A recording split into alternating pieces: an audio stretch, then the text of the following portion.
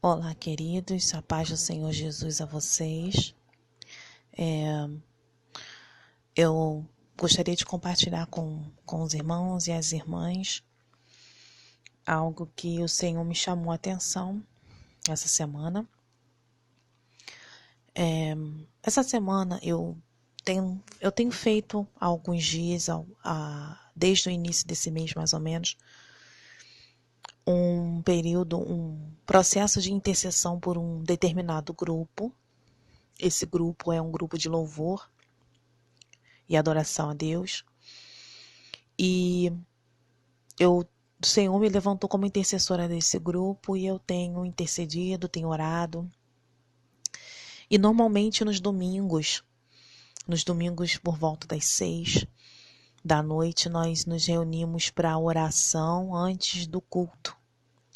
O culto começa às 7, mas às 6 nós já estamos reunidos em oração.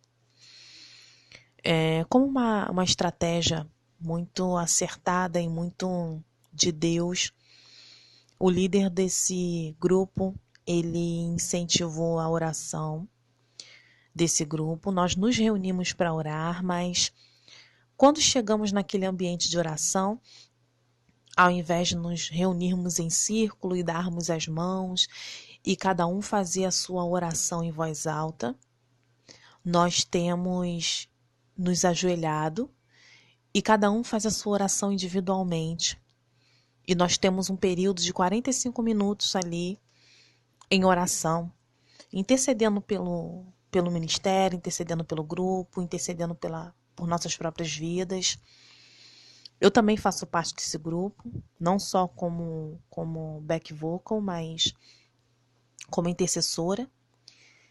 E no domingo que se passou não foi diferente. Mais uma vez nós chegamos por volta das 18 horas e começamos a oração, como já temos feito em alguns domingos. E durante a oração, eu comecei meio que sem querer, vamos dizer assim, a prestar atenção na oração das pessoas, na forma como as pessoas estavam orando. Eu não estava olhando para ninguém, eu estava ajoelhada, eu estava me concentrando na minha oração. E normalmente quando eu estou ajoelhada me concentrando na minha oração, irmãos, eu não fico prestando atenção na oração dos outros. Até porque eu não tenho que prestar atenção na oração de ninguém, não é verdade? Eu tenho que me concentrar naquilo que eu estou fazendo. Mas nesse domingo eu não conseguia me concentrar na minha oração e a sensação que eu tinha é que a oração das pessoas ao meu redor estava mais alta do que o normal, então eu estava atenta à oração deles e eu não estava conseguindo orar. E, irmãos, esse período de oração que nós fazemos, às 18 horas, foi uma conquista, né? E era uma coisa muito difícil de acontecer no meio daquele grupo. Dessa forma em que está acontecendo hoje em dia, era algo muito difícil, muito raro de acontecer. E eu não estava entendendo por que eu estava ficando tão atenta à oração das pessoas e eu comecei a me recriminar. Né? Comecei a dizer para mim mesma, nossa, mas eu não posso ficar prestando atenção na oração dos outros, mas que coisa, eu tenho que me concentrar no que eu estou fazendo. E depois eu comecei a perceber, queridos, que não era simplesmente eu que estava prestando atenção na oração dos outros, mas o Senhor estava me puxando a prestar atenção na oração dos outros. Ele queria que eu prestasse atenção nas orações que estavam sendo feitas ali naquele lugar. E em meio às orações, algumas falas, alguns sussurros e alguns oram baixinho, então não dava para ouvir muito, outros oravam um pouco mais alto, então dava para ouvir. E o que foi me chamando a atenção naquele período ali de oração é que nós tínhamos 45 minutos de oração. Para algumas pessoas você nota que 45 minutos não é suficiente para orar. Parece que a pessoa tem sempre algo a dizer, tem sempre... O coração dela está cheio e ela vai falando e ela vai orando e parece que sempre vem algo mais para que ela ore e aquele tempo não parece suficiente. Você já se sentiu assim alguma vez? Pois bem, eu percebi que algumas pessoas ali oravam assim. Mas eu percebi em contrapartida um outro grupo de pessoas em que no momento de oração delas faltavam palavras. E então essas pessoas elas começavam a cantar. Começavam a usar aquele períodozinho de oração para cantar. E até então eu pensei, nossa, mas isso não tem nada demais, a pessoa está louvando, está adorando, né? Está cantando a Deus. No momento de oração a gente canta também, não é? Mas o que Deus quis me chamar a atenção por aquele momento, queridos, é o seguinte. Infelizmente, muitas pessoas elas oram, não têm o hábito de orar e adorar. Não se tem esse hábito. Quando a pessoa se vê nessa situação onde ela precisa ter um momento de oração mais longo e mais intenso, ela não tem essa prática, ela se sente incomodada. E então, ela começa a substituir as suas orações por outras coisas, né? Ela começa a substituir o seu momento de face a face com Deus por outras coisas que preencham aquele momento de forma que quando o momento terminar, ela tem orado o tempo que era para ter orado. Naquele caso ali, 45 minutos. O que eu estou querendo dizer? Deus começou a me chamar a atenção para o seguinte, queridos, que se a pessoa, no dia a dia dela, na vida dela, ela não tem o hábito da oração e adoração constante a Deus, ela se sente enfadada quando ela é colocada num período em que ela deve permanecer em oração. Por que isso? No momento eu não entendi muito bem o que Deus quis dizer com isso. Mas o que Deus quis me dizer e quis me mostrar é que as pessoas fazem do momento de oração um momento de falar com Deus, ou melhor, de falar para Deus, mas que não faz do momento de oração um período de face a face com Deus. Quando você está face a face com Deus, você tem um momento de confronto.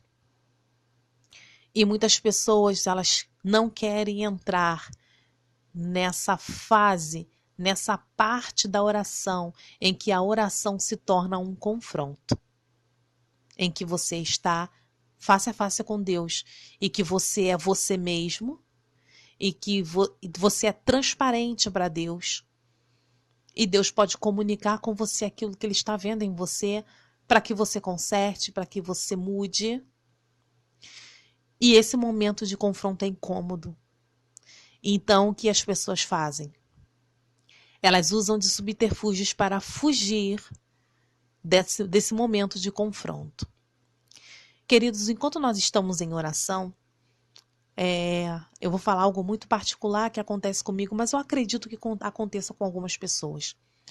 No momento em que você está orando, você que tem o hábito de orar com constância, com sempre, você deve ter percebido que conforme a gente vai orando, as palavras elas não se esgotam. O Espírito Santo vai enchendo o teu coração e você vai falando e vai orando e vai adorando também. E é um período em que você se vê na frente de Deus, em que você parece que está completamente nu. Você não tem nada para esconder dele, você não tem nada ali que te esconda da face dele. Que é um momento que a gente chama de momento de confronto. Se você ora e quando chega nesse momento da oração em que você se vê sozinho ali com Deus, acabam as palavras da sua boca, mas que você se vê ali sozinho com Deus e não sabe mais o que dizer, não fuja desse confronto, queridos. Não fuja desse período de confronto. Porque o período de confronto, esse momento de confronto com Deus, nos amedronta. O profeta Isaías diz na palavra de Deus que você vê lá o profeta Isaías falando que quando ele viu o Senhor, ele disse: ai de mim que vou perecendo. Ai de mim. Imagina o desespero dele, né? Ao se dar ali no momento de confronto, tete a tete com Deus. Não é verdade? Mas o Senhor quer que a gente, na oração, a gente chegue a esse ponto.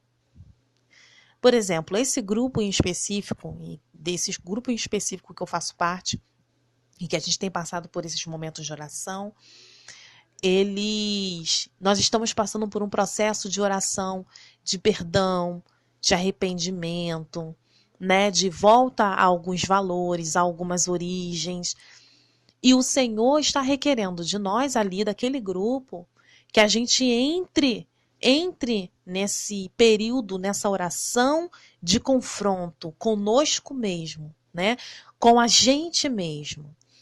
E comece a entrar na fase do reconhecimento dos nossos erros, de práticas erradas, de incentivo a coisas erradas, e comece a reconhecer diante de Deus que precisa de ajuda, precisa de reparação, precisa de renovo, precisa de mudança. Queridos, isso não é fácil.